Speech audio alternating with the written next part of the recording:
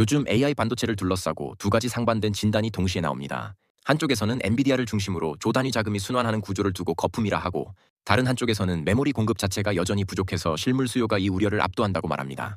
재밌는 건 이 두 주장 모두 나름의 근거를 대면서도 정작 메모리가 실제로 얼마나 잘 만들어지고 있는가?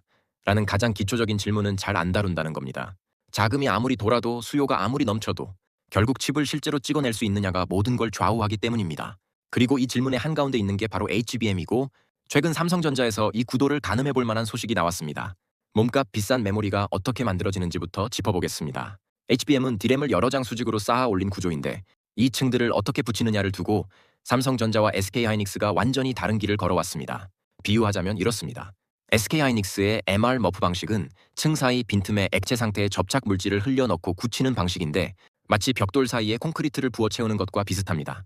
이 물질 자체가 열전 도율이 높아서 굳으면서 동시에 열을 밖으로 잘 빼주는 통로 역할까지 합니다. 반면 삼성전자의 TC-NCF 방식은 얇은 필름을 층 사이에 끼우고 열과 압력으로 눌러붙이는 방식입니다. 비유하자면 종이와 종이 사이에 접착 시트를 넣고 다리미로 눌러붙이는 것에 가깝습니다. 이 방식은 필름이라는 고체 소재의 특성상 열전 도율에서는 상대적으로 불리했습니다. 몇 달 전 저희 채널에서도 이 구도를 다루면서 이론적으로는 삼성의 방식이 고단 적층에서 더 유리하지만 공정이 까다로워 수율을 못 잡고 있다는 이야기를 전해드렸습니다. 그런데 이 구도가 반년 만에 완전히 다른 국면을 맞고 있습니다. 지난 8월 초 업계 보도에 따르면 삼성전자의 6세대 HBM인 HBM4 생산 수율이 80% 선에 도달한 것으로 알려졌습니다. 올해 2월 양산을 시작했을 때만 해도 수율은 60%를 밑돌았다고 전해집니다. 반도체 생산에서 수율이란 만든 칩 중 실제로 불량 없이 팔 수 있는 칩의 비율을 뜻하는데, 국내 언론들은 80% 수준을 안정적인 대량 생산과 수익성을 동시에 잡을 수 있는 기준점이라는 의미로 황금 수율이라고 표현했습니다.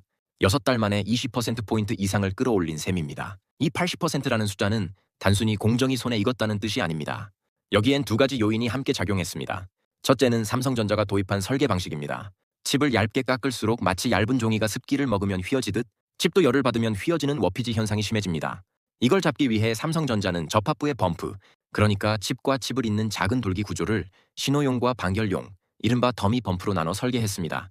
신호가 오가야 하는 곳엔 작고 촘촘한 범프를, 열을 빼내야 하는 곳엔 크게 만든 더미 범프를 심어서 마치 건물에서 배선용 통로와 환기용 통로를 따로 뚫어놓듯 역할을 분리한 겁니다. 둘째는 외부 여건의 변화입니다. 국제반도체표 준화기구 제대기 HBM4의 패키지 높이 규격을 기존 720마이크로미터에서 775마이크로미터로 완화해줬습니다. 머리카락 굵기 정도의 차이지만 이 정도의 여유 공간이 확보되면서 TC-NCF 방식의 최대 약점이었던 발열과 그로 인한 연쇄 불량을 구조적으로 풀어낼 수 있었던 겁니다. 여기서 한 가지 더 짚어야 할 대목이 있습니다. HBM4부터는 단순히 메모리를 높이 쌓는 경쟁을 넘어서는 국면으로 들어갑니다. 스택의 맨 아래 베이스 다이, 그러니까 모든 신호가 모여 GPU로 빠져나가는 관문 역할을 하는 칩의 초미세 로직 공정을 적용해서 엔비디아 같은 고객사의 요구에 맞춰 만드는 이른바 커스텀 HBM 시대가 열리는 겁니다. 예전에는 메모리 회사가 표준 규격대로 찍어내면 그만이었다면, 이제는 고객사의 특정 칩에 맞춰 옷을 재단하듯 설계해야 하는 시대가 된 겁니다. 수율 확보가 이전보다 훨씬 중요해진 이유도 여기 있습니다. D램 공정과 파운드리 로직 공정이 한 몸으로 얽히면서 어느 한쪽만 잘해서는 안 되는 복합 공정이 됐기 때문입니다. 이 수율 반전이 AI 빅테크 시장 전체 구도에서 갖는 의미는 이렇습니다. HBM은 지금 AI 인프라 확장 속도 자체를 좌우하는 병목입니다. 세계 최대 D램 공급자인 삼성이 수율 문제를 풀었다는 건 한 회사의 실적 반등을 넘어 이 병목 자체가 조금씩 완화될 수 있다는 신호로 읽힙니다. 실제로 삼성전자 메모리 사업부 김재준 부사장은 지난 2분기 실적 발표 컨퍼런스 콜에서 3분기 HBM4 매출이 전 분기 대비 3배 이상 확대될 것이며 하반기 HBM4 비중이 전체 HBM 매출의 60%를 상회할 것이라고 밝혔습니다. 이 물량은 엔비디아의 차세대 AI 가속기 베라 루빈 공급망으로 들어갈 예정입니다. 글로벌 투자은행 UBS는 올해는 SK하이닉스가 비트 출하량 기준 48%로 1위를 지키겠지만 내년에는 삼성전자가 41%로 SK하이닉스의 39%를 근소하게 앞설 수 있다는 전망을 내놨습니다. 다만 진짜 승부처는 아직 오지 않았습니다. 지금 삼성이 잡은 건 12단 수준입니다. 16단부터는 아예 다른 게임이 시작됩니다. 앞서 말씀드린 로직 공정 기반의 베이스 다이 위에 무엇보다 칩과 칩 사이 간격을 사실상 0으로 만드는 하이브리드 본딩을 안정적으로 구현해낼 수 있을지가 관건이 됩니다. 지금까지는 범프라는 작은 돌기를 통해 신호와 열을 전달했다면, 하이브리드 본딩은 이 돌기 자체를 없애고 구리와 구리를 직접 맞붙입니다. 마치 나사로 이어붙인 부품을 아예 용접해서 하나로 만드는 것과 비슷합니다. 범프 자체가 완전히 사라지면 패키지 높이가 큰 폭으로 줄고 열이 곧바로 빠져나갈 통로가 생기면서 AI 가속기의 가장 큰 숙제인 발열 문제를 구조적으로 풀 수 있게 됩니다. 이게 지금 AI 반도체의 성능과 열 효율을 가를 다음 병목입니다. 결국 이 수율 반전이 보여주는 건 이렇습니다.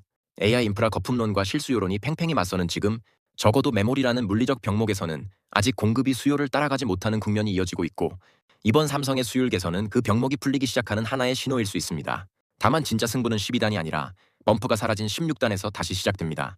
감사합니다.